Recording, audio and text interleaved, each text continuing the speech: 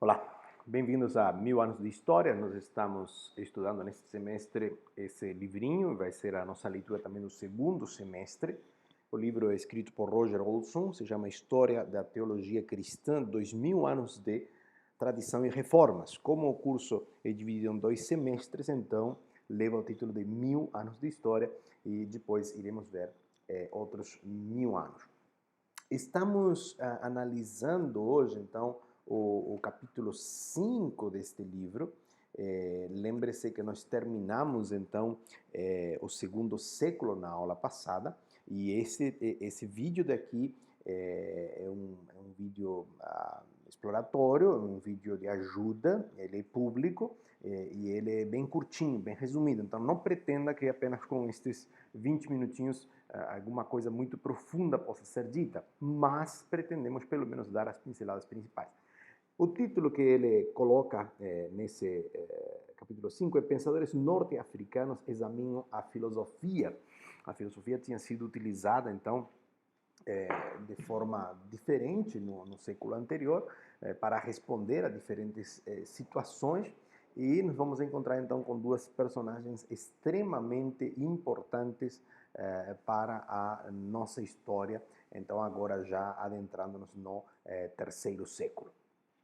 Nesse terceiro século, então, as pessoas interessantes a serem tidas em consideração neste momento são Clemente de Alexandria e Tertuliano de Cartago. Essas duas personagens, por mais que são correlatas, elas não necessariamente se encontraram em algum momento ou sequer foram muito contemporâneas, né? Estão deslocadas no tempo, mas atendem a um certo tipo de situação durante o terceiro século. Clemente de Alexandria considerava que o cristianismo era a verdadeira filosofia. Isso é muito interessante de analisar em Clemente. Né? Não era de que ele com isso estava descartando a filosofia grega, muito pelo contrário. Né? Ele não anula nem contradiz a filosofia grega, mas, na visão de Clemente, o cristianismo a completa. Muito importante essa visão de Clemente, muito válida para quem, por exemplo, está estudando filosofia e entende de que há algumas coisas tidas como verdades, a filosofia busca pela verdade, né? E quando essa pessoa que estuda, sai, por exemplo, imagina, sai da igreja, de uma das nossas igrejas, e foi criado de forma, como se fosse uma bitola ali, né? Apenas lendo a Bíblia, tal, ali está toda a verdade, né? Sai, ele fica completamente ao léu, na intempérie, né? Clemente tem muito a contribuir para quem está indo para esse lado, porque ele diz, olha, o cristianismo é a verdadeira filosofia e ele não anula, né? Nem contradiz, não, porque se a filosofia busca a verdade, segundo Clemente, e sendo a forma de visão cristã à verdade, porque Jesus é o caminho à verdade e à vida, então o cristianismo apenas complementa. Tá? Isso leva, claro, que hoje em dia alguns rotulem talvez Clemente como quase um teólogo liberal. Tá? Clemente, por exemplo, vai dizer toda a verdade provém de Deus. A verdade, seja lá quem a disse, onde a diz, em que circunstância disse, sendo verdade, é a verdade de Deus.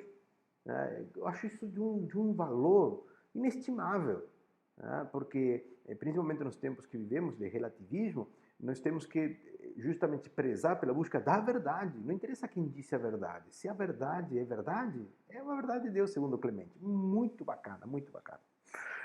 Se formos comparar com um teólogo do século XX, esse teólogo seria um dos meus heróis, Paul Tillich, né? Que é um teólogo e filósofo alemão conhecido pelo método da correlação. Então ele vai tentar harmonizar as ideias, né? Buscar elementos daqui e de acolá que conversam, diz, olha, isso aqui trabalha junto. Né? Então, quem me ouviu alguma vez pregar na vida sabe de que eu sou muito de pegar daqui e lá e fala, oh, isso aqui trabalha junto, mesmo na própria escritura. Isso aqui, né, não é para pegar somente esse pedacinho. Né? Bem, beleza. Já vamos falar de Paul Tillich. E temos a Tertuliano de Cartago. Então nós temos, geograficamente, temos que lembrar que Alexandria é no norte da África, Cartago também. Cartago está alinhadinho com Roma. Então, se você achou Roma no mapa, desce na África, ali vai estar Cartago. E a atitude de Tertuliano é oposta a de Clemente. Nós já mencionamos a frase, né, de Tertuliano, o que Atenas tem a ver com Jerusalém. Tá? Atenas como sede da base do pensamento grego, Jerusalém como base do pensamento judeu-cristão. Né? E diz, bom, como que uma coisa se relaciona com a outra? Né? Ele entende que temos que produzir um pensar puramente cristão, sem a influência do pensamento grego. Essa é a ideia de Tertuliano. Ele não tentou reduzir o cristianismo a uma filosofia grega revestida de evangelho. Essa era a visão dele. Né? Não, então estou pondo uma capa de cristianismo sobre a filosofia grega. Né? Então ele tenta fugir disso daí. Né? Tertuliano é muito sério, tá? Tem que ser levado muito a sério, porque ele vive o conflito. A teologia dele, diferente da teologia de Clemente, que é mais, podemos dizer, talvez contemplativa, especulativa, né? A teologia de Tertuliano é mais pastoral, do chão, né? Pé no chão. Então essas duas teologias, elas vão ter um vínculo ali, uma utilidade para a igreja, nenhuma nem a outra, né? Tertuliano não tenta criar uma síntese dos conflitos entre as propostas gregas e a proposta judeu-cristã. Ele sai dessa linha. Tá? E ele vai contribuir muito. Agora, tem alguns porém, algumas ideias estoicas se deixam ver no pensar de Tertuliano. E quando Tertuliano vai falar da natureza do Cristo, ele o faz em termos gregos. Isso é uma grande ironia. Tipo, como funciona? Então Deus é completamente puro e ele não tem... ele é imutável. Tá? Então, se é imutável, ele não sofre. E o Deus que nos revela a Bíblia é um Deus que sofre. Sofrimento e mudança. Tá?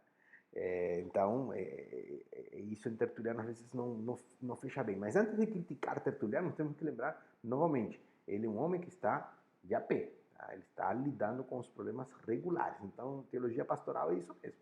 Tá? Agora, bom, vamos já para a seguinte slide, que nós vamos dar uma olhadinha. Se formos comparar Tertuliano com um teólogo século XX, seria meu outro herói, que é Karl Barth. Karl Barth é o fundador da neo-ortodoxia e ele tenta evitar inteiramente qualquer indício de filosofia. Filosofia aqui ficou escrito em espanhol, por isso que ele está brincando comigo com o corretor ortográfico. Desculpem aí que eu somente agora que fui dar uma olhada aí. E Karl Barth, ele é muito interessante pela oposição que ele fez ao regime do Terceiro Reich. Ele é um dos fundadores da Igreja Confessante. Mas vamos falar disso quando cheguemos no seu devido momento lá adiante.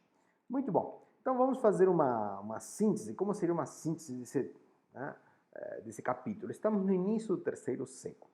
O foco da atividade teológica se desloca para o norte da África. Então, antes nós tínhamos tido Palestina, nós tínhamos tido Esmirna, nós falamos de lá da Gália, do Ródano, né? E agora, nesse terceiro século, o foco da teologia vai estar no norte da África. O argumento contra o gnosticismo já estava estabelecido, isso era uma pauta já bastante superada, macetada, e era somente ir lendo e acompanhando o que já tinha sido escrito. Alexandria e Cartago eram os dois polos distintos de pensamento, e nesse sentido os alexandrinos eram mais abstratos, ao passo que os cartagineses eram mais concretos. Isso é o que temos que lembrar para quando analisarmos os dois. Diferente das outras aulas, o vídeo agora está indo antes, né? Mas é por uma questão de como foi a aula anterior, né? Então, quando analisarmos o capítulo 5, temos que lembrar essa distinção bem grande da natureza das cidades, como que elas procediam, né? Alexandria fervilhava de ideias e de filosofia, né? É a primeira cidade fundada em honor a Alexandre o Grande, né? Enfim, não vamos voltar a fazer história. Muito bom, vamos ver como comparamos então os dois. De Clemente de Alexandria pouco se sabe da biografia dele. Sabemos que para o ano 200, o chefe da escola cristã de catequismo, uma espécie de seminário que havia na Alexandria, que se dedicava a treinar homens e mulheres para o ministério cristão, ele morre. E Clemente assume a chefia, a liderança desse seminário. Provavelmente nunca fora ordenado formalmente, que nem Tertuliano também. Tá? Nenhum dos dois foi não, formalmente. São pessoas de pensar, né? Então, é muito interessante essa questão. A questão de ordenação, a formalização, ela vai surgindo, ela vai sendo uma exigência mais para frente na história da igreja cristã, tem a ver com a institucionalização da mesma. Né? Ele foge de Alexandria em 202, né? E morre, porque havia uma perseguição, e morre entre 211 e 216. Eles, tanto Clemente quanto Tertuliano morrem mais ou menos na mesma época, só que Tertuliano tinha nascido em 150. Estava contaminado pelo platonismo médio, isso não há dúvidas a respeito da visão platônica dele, mesmo que ele não compartilha da ideia de um universo constante, sem criação. Tá? A ideia judeu-cristã é a ideia de uma criação, uma origem para o universo. Né? Então, é por isso que ele está dentro ainda da ortodoxia.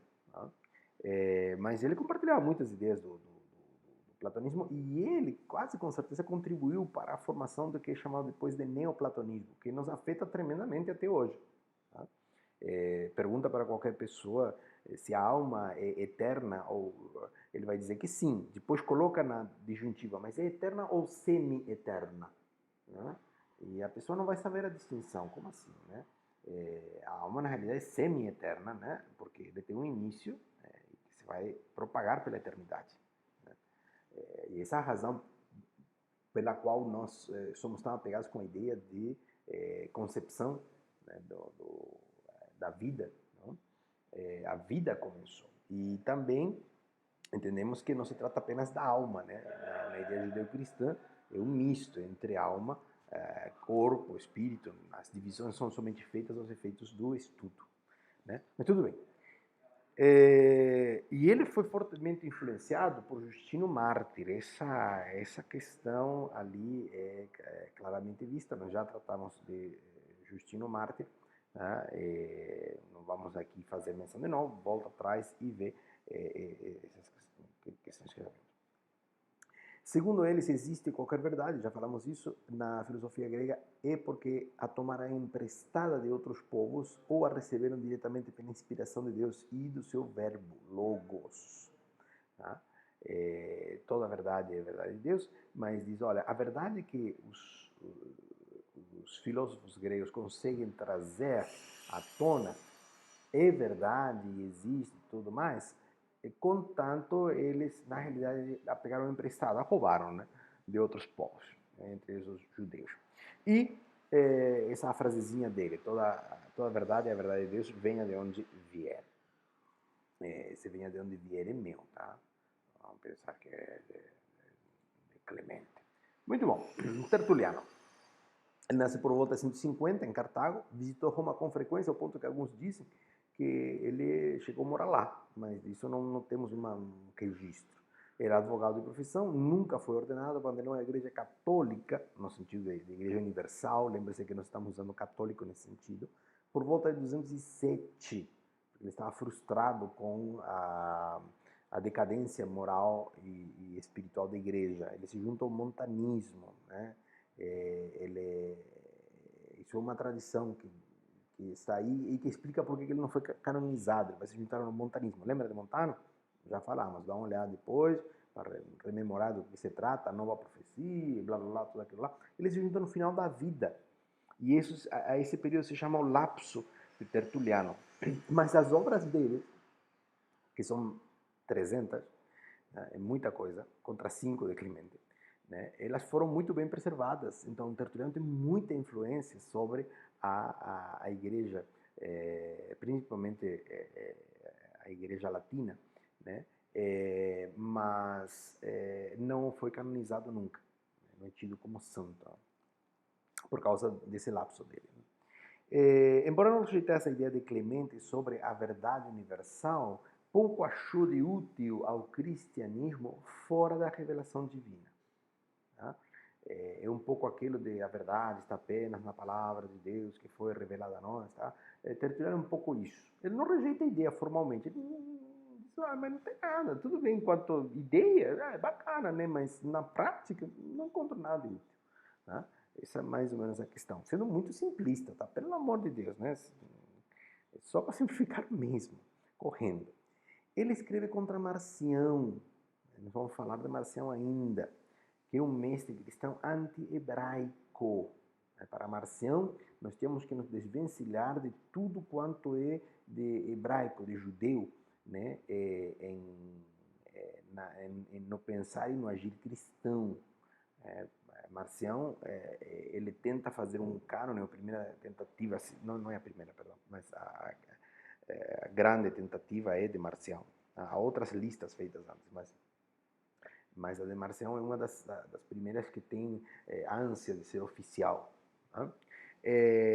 E ele escreve contra Tertuliano, o argumento dele contra Marcião é forte. Né? E também contra Praxeas, outro mestre cristão também, mas antitrinitário.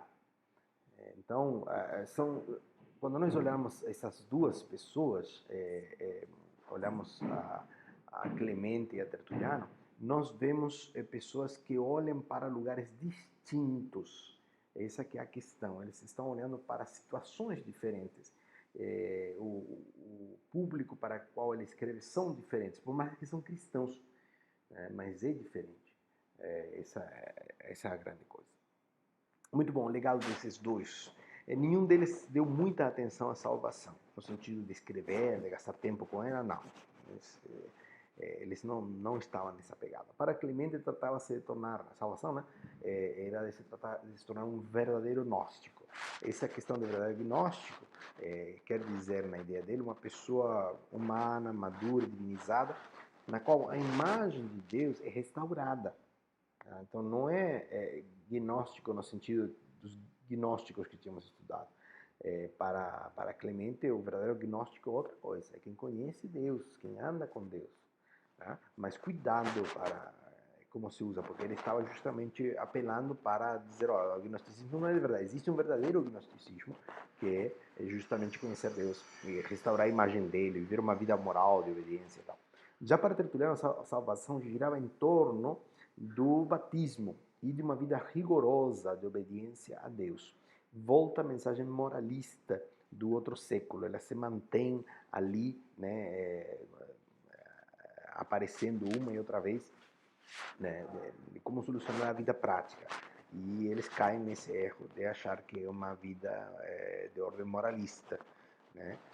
O outro erro vai ser cometido pelos reformadores ao dizer que é uma vida apenas de ordenação teológica, né?